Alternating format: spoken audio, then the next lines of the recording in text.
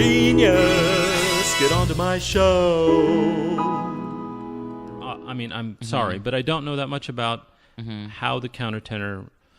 I have an idea that it's a reinforced falsetto once you get up to a certain part of your register. But when you were in high school and you were singing tenor, did you use your full voice? Yeah, I use my full voice.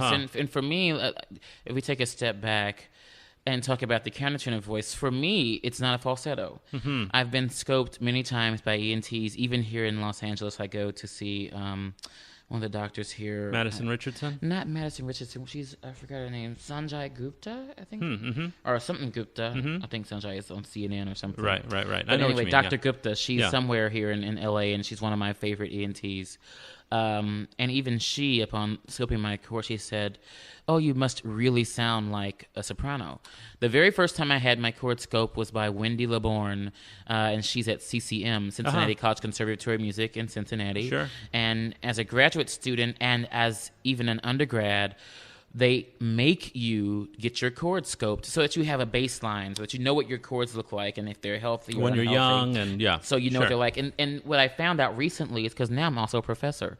It's very new to me. Really? But Wendy came and did a master class at my university, and she said, we started this program at CCM this year, which was like one of my first years there, to have a baseline for the students so that when they got to their professional careers, if something happened, we could say, okay, what's happening now with that this particular wasn't set of vocal cords? Exactly, what wasn't happening here. They were healthy and going on. Right. So it's less academic and really practical. Really practical. You can really see the vocal cords. You can really see. And so, for me, it's my full voice and real voice throughout. Wow. And I think one of the things that I had to get used to is that was my voice, and that there really were no transitions cross-registrally. Like really, it was just fine. What I had to learn as a graduate student was how to make it more seamless. I think I always had it, but just making it more of a seamless connection from bottom to top. So when did you start singing female roles? I started singing... Was that at CCM? I think at CCM I started singing countertenor roles there as Ptolomeo and Julius Caesar, which I will repeat that in the spring, I think, of 2017 with Boston Baroque. Right. That was the very first role I did. Actually, I take that back. When I was at SMU did Gianni Schicchi, and I played Little Gherardino. You're and kidding. I just sang "Ecco che viene." Sure. Gianni Schicchi. That was my first little thing I ever did. But as a real role, Ptolomeo was my very first. And then, so you went from singing male roles to singing female roles overnight, basically. Well, yeah. I think now when you say female roles, do you mean like real female roles, or do you mean just like pants roles or roles of countertenor rep? Yeah, I think what I'm leading to is how do you psychologically get into a space where you're comfortable singing a role that was written as a woman?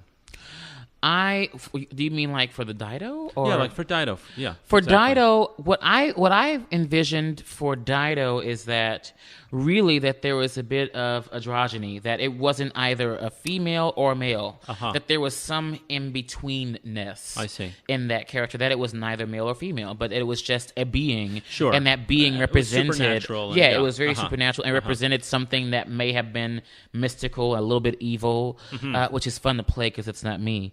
But my approach in that was simply just trying to be the best sorceress that I could be.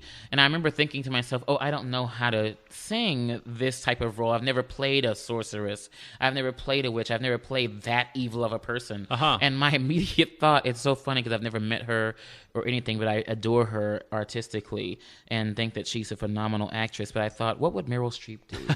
Meryl Streep she would get into character and she would do these things and do them with aplomb and it'd be fine. Sure. And so I kind of thought like that. But as far as singing a female role, that's the only thing I've ever done it is. that could be ever really considered a female role. But I do know, before me, I don't know the people who have done it, but there have been other countertenors who have sung the role of the sorceress. And witches and all that. But I was lucky to have such a phenomenal time here doing it. It still has been with me. It's one of my highlights, even just as a chorister, man. I loved that show. Yes, we sat next to each other. I thought other. it was so beautiful. And I've got to say, you were always so I don't know. I'm a real people person, and I love meeting people who are also people. Yes. People. Yes. And they're hard to come by. They are. Actually. They and are. we've kept in touch, and you're always so Yes. warm. And so, I just really appreciate that. Thank you very much.